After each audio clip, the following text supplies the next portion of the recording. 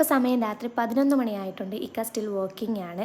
അപ്പോൾ സീസൺ ആയതുകൊണ്ട് തന്നെ ഇക്കാക്ക് നല്ല വർക്കൗട്ട്. അപ്പോൾ കണ്ടിന്യൂസ് ലാപ്പ് യൂസ് ചെയ്തത് കൊണ്ട് തന്നെ കണ്ണിങ്ങനെ ബൾജ് ചെയ്തിരിക്കുന്നുണ്ടായിരുന്നു. അപ്പോൾ സാധാരണ ഞാൻ പോയി കിടന്ന് ഉറങ്ങാറാണ് പതിവ്. പക്ഷേ ഇക്കാക്ക് വയ്യാത്തതുകൊണ്ട് തന്നെ ഞാനും ഇക്കയുടെ കൂടെ ഇരുന്നിട്ടുണ്ടായിരുന്നു. അപ്പോൾ എൻ്റെ ഒരു പഴയ ഹാബിറ്റ് ഞാൻ വിചാരിച്ച് തിരിച്ചുകൊണ്ട് വരാമെന്ന്. കാരണം റീഡിങ് എന്നെ ഒരുപാട് ഹെൽപ്പ് ചെയ്തിട്ടുള്ളൊരു സംഭവമാണ് ഈ റീഡിങ്. ഞാൻ ബാംഗ്ലൂർ പോയ ടൈമിൽ കുറച്ചധികം ലാംഗ്വേജ് ഇഷ്യൂസ് എനിക്കുണ്ടായിരുന്നു. വേറൊന്നുമല്ല, എനിക്ക് പറയുന്നത് നല്ല അടിപൊളിയായിട്ട് മനസ്സിലാവും. തിരിച്ച് പറയാനുള്ളത് എൻ്റെ മൈൻഡിൽ കാണും, പക്ഷെ അത് പുറത്ത് വരത്തില്ല. വേറൊന്നുമില്ല, കോൺഫിഡൻസ് ഇല്ലായ്മ തന്നെയാണ്. അങ്ങനെയുള്ളവർക്ക് ഏറ്റവും ബെസ്റ്റ് ടിപ്പാണ് റീഡ് ചെയ്യുക.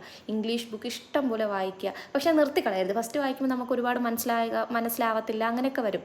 പക്ഷെ നിർത്താൻ നമ്മൾ കണ്ടിന്യൂസ്ലി വായിച്ചാൽ ഒരുപാട് നമ്മൾ ഹെൽപ്പ് ചെയ്യും. ഇത് എന്നെ ഒരുപാട് ഹെൽപ്പ് ചെയ്തിട്ടുണ്ട്. അപ്പോൾ എൻ്റെ ഡെലിവറിയും ജോബൊക്കെ ആയപ്പോൾ ഞാൻ നിർത്തി വെച്ചേക്കുമായിരുന്നു. പിന്നെ ഈ അടുത്തായിട്ട് ഞാൻ ഈ ഒരു ബുക്ക് വായിക്കാനായിട്ട് എടുക്കുമ്പോൾ ഒക്കെ മോള് സമ്മതിക്കത്തില്ല. പിന്നെ കുറച്ച് നേരം വായിച്ചപ്പോഴത്തേനും ഞാൻ പോയി ഒരു ബനാന ഷേക്കും അടിച്ച് കുടിച്ച് പിന്നെയും കുറച്ച് വായിച്ചിട്ട് ഞാൻ പോയി കിടന്നുറങ്ങാൻ പോയി. ഇക്ക സ്റ്റിൽ വർക്കിംഗ്.